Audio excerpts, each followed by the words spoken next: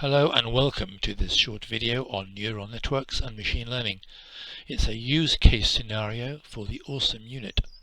AWSOM, a well system for ongoing maintenance, is a piece of electronics targeted at reducing downtime for hand-pumped water wells in rural Africa.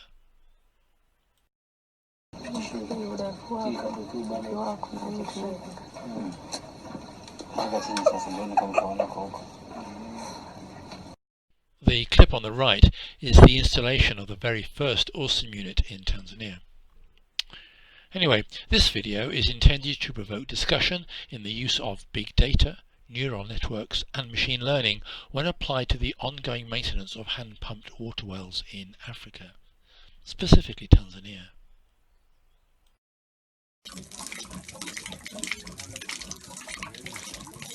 In this scenario, we will first open the AWSOM spreadsheet. We will then collect well data, view it, let the spreadsheet perform some basic analysis, and then we will turn on the neural network machine learning, N2ML. N2ML will be trained as to what is good and what is bad. This will let it run its pattern recognition algorithms. N2ML's output will be able to identify working wells, the non-working wells, and also, it is hoped, highlight the wells that are about to fail. The N2ML tool is not able to detail why the identified wells will fail. It will leave that task up to us, but it will show all the data it used to come up with that conclusion. So, first, the AWSOM spreadsheet. This is the AWSOM spreadsheet, the first tab, the first page. By clicking on a green box, you'll be taken to the tab that represents those boxes.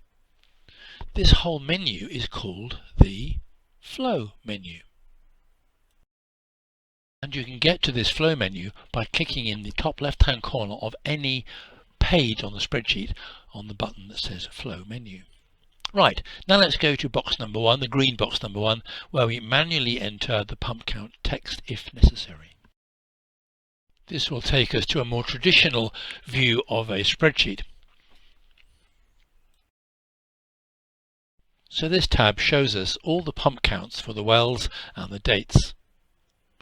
On the left we have the well number, and on the top we have the date. So we can see which well pumped how much water by the date. Well, that was box number 1. Now we're back at the Flow menu where we'll look at box number 3, the colour trends. Right, once again we have the wells on the left and the dates along the top.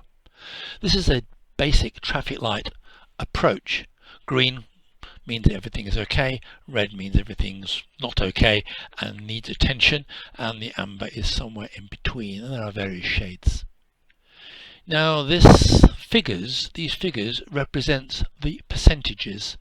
So if you take a particular well and a particular date, we can see a percentage, let's say 31 in the middle there. That means that day's pumping was 31% more than the average of the last 7 days.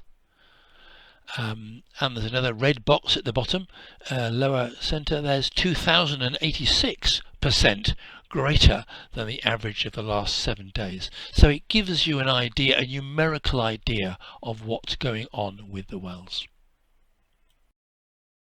Okay, that was the colour trends chart. Now I'll click on the Flow menu and go to the next box, next tab. And the next tab is tab 4, box 4, which is the graphical trends. And here we will see graphical trends, and it's also the same box, the same tab, where we enter recommendations and calibration information. But let's go into it and find out. Once again, we have a list of wells, this time in a matrix form rather than scrolling down to see the list. We can see most of the wells in one go. and we just click on one of the wells. Let's click on AO3.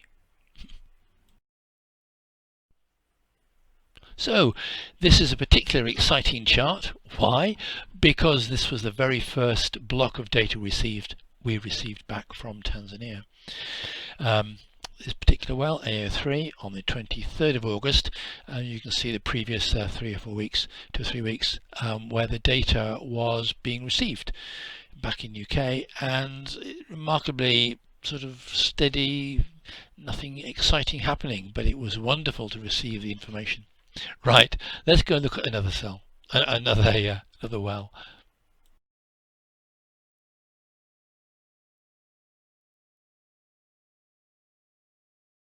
This well is broken. It has been producing remarkably consistently for a week or so, but for the last 6 days it has produced nothing. So strongly suggest a phone call or a visit to find out what's going wrong.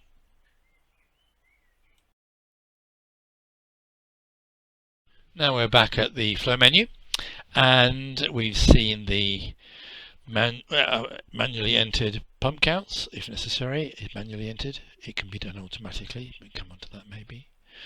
We've seen the color trends, box number 3. We've also seen the graphical trends, box number 4. Now we'll look at some analysis.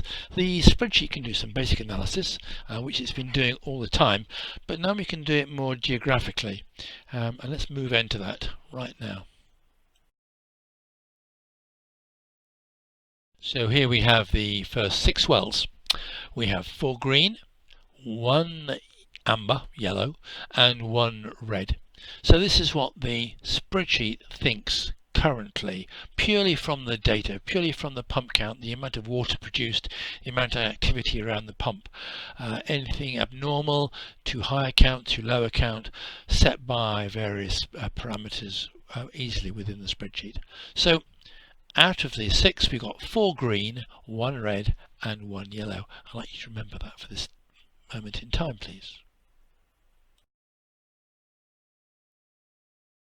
Okay, now we'll click on the red cell, the red well rather, and we'll see the data behind that red dot and see why the spreadsheet thinks it is in trouble.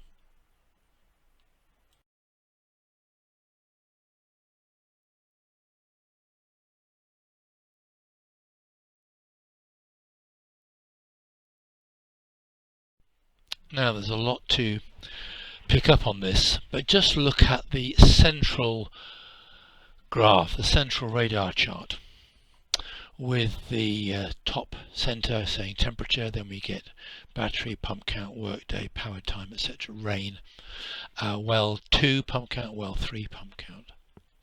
What this shows are the top level information for this particular well.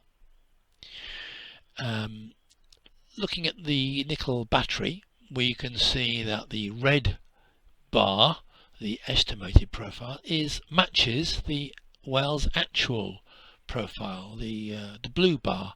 So you can see the battery is the same voltage as was expected, so there's nothing wrong with that. Moving round to pump count in the central big picture there, where you can see the pump count is blue, is lower than expected than the red count, which was the expected profile. Now if we look at the pump count above that central radar chart, it actually says pump count, we can see that today red was supposed to be middle of the road, as it was 50% of the total, and it's actually 0. Day 1 ago it was also very, very low.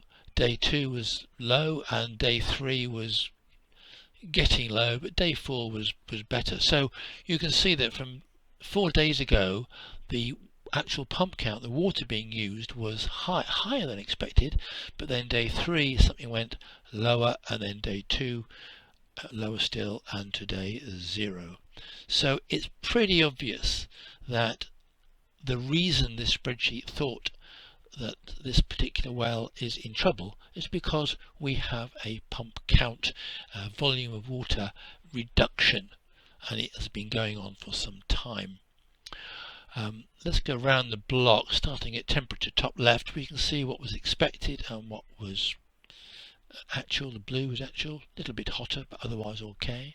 The battery voltage, once again, the estimated was lower than the actual voltage, so its battery's in good condition. Pump count we've talked about. The work day, that's a bit more detail. Power time, etc. But we can go into those later. But basically we can see that the pump count is low. It's been getting low over the past few days, and that's why this spreadsheet says something wrong with it. Help. Okay, that was the red well. Now we could possibly see the green and the amber as well, but we'd expect similar sort of results. However, do you remember those two green ones we talked about earlier? Let's look at them in a little bit more detail. We can ask the neural network machine learning process, the N2ML, to have a look at the data. And when we do that, things might change a little. This is, remember,